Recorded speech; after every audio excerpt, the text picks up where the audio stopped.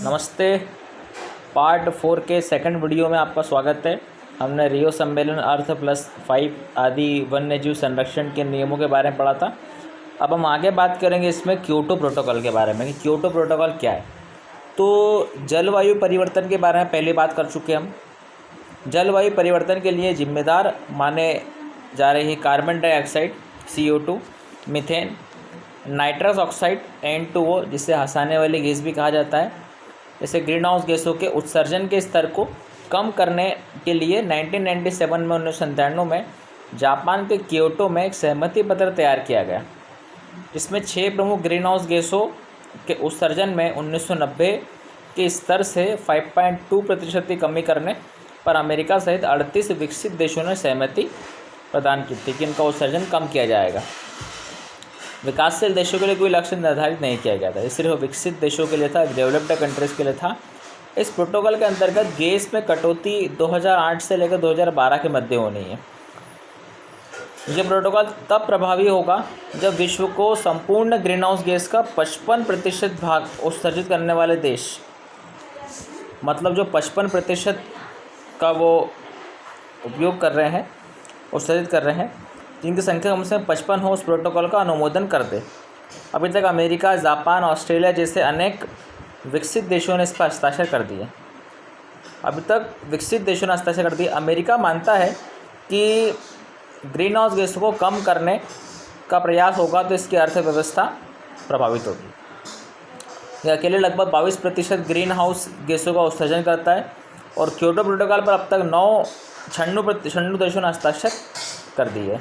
इन देशों का उत्सर्जन में केवल 87.4% हिस्सा है। मतलब ग्रीन हाउस गैसें जो मुख्यतः 6 है, उनका उत्सर्जन कम से कम किया जाए, इसीलिए विकसित देशों ने एक सहमति प्रदान की थी, जो कि एग्रीमेंट तैयार हुआ था वो जापान के क्योटो शहर में, इसीलिए इसे क्योटो प्रोटोकॉल का नाम दिया गया। उसके बाद हम बात करेंगे मुख्य जो हमारे अभयारण्य है और उनमें संरक्षित जीवों के बारे में। थोड़ा हम बहुत सारे अभयारण्य ऐसे तो हमारे पास में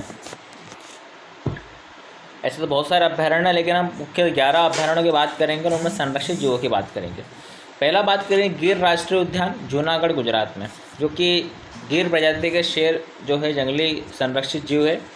उसके बाद डालमा वन्य जीव अभयारण्य हजारीबाग, झारखंड में है, जो हाथी के लिए है। बांदीपुर राष्ट्रीय उद्यान मोस्ट इम्पॉर्टेंट कर्नाटक में है, जो हाथी के लिए है। केदारनाथ अभयारण्य, केदारनाथ उत्तरांचल उत्तराखंड यानी कि कस्तूरी मृग के लिए है। शिखरी देवी वन्यजीव अभयारण्य मंडी, हिमाचल प्रदेश, ये भी कस्तूरी मृग के लिए है। रोहिला राष्ट्रीय उद्यान कुल्लू, हिमाचल प्रदेश, ये भी कस्तूरी मृग के लिए है।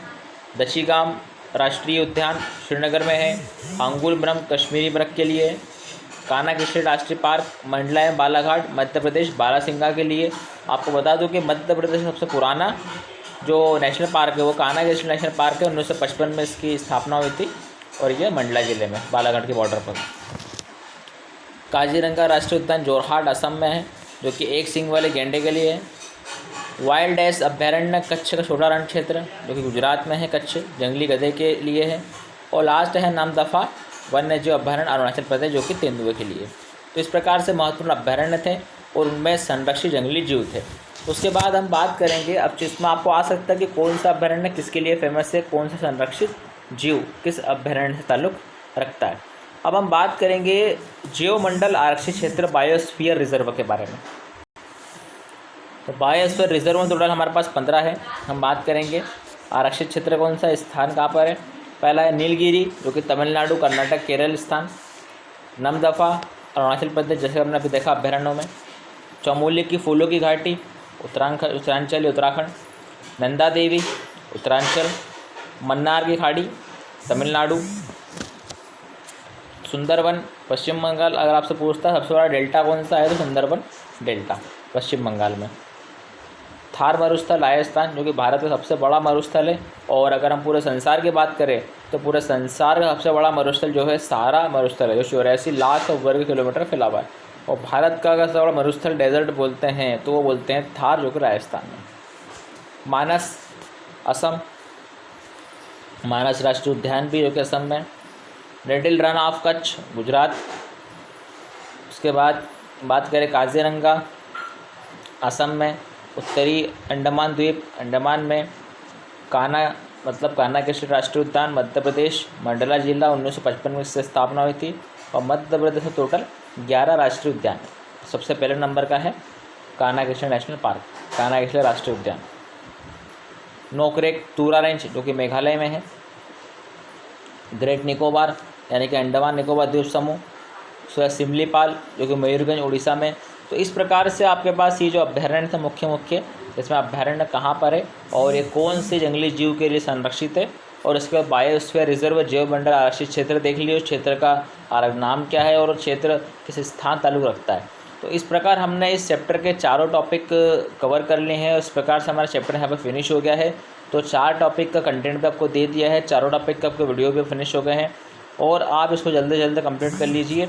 उसके बाद हम बात करेंगे इसके टेस्ट की। आपको टेस्ट पेपर दे दिया जाएगा, लेकिन टेस्ट पेपर देने से पहले आप मुझे चैप्टर का जितना भी कंटेंट है वो मुझे व्हाट्सएप करेंगे, उसके बाद आपको टेस्ट पेपर दूंगा मैं। और जो टेस्ट कंटेंट को व्हाट्सएप नहीं करूँगा, नाम मैं लिस्ट के रूप में बता दूंगा किसने कंटेंट भेजा है, किसने कंटेंट नहीं भेजा है, हर बार की तरह। तब तक के लिए धन्यवाद। मिलते हैं नए चैप्टर के साथ। धन्यवाद।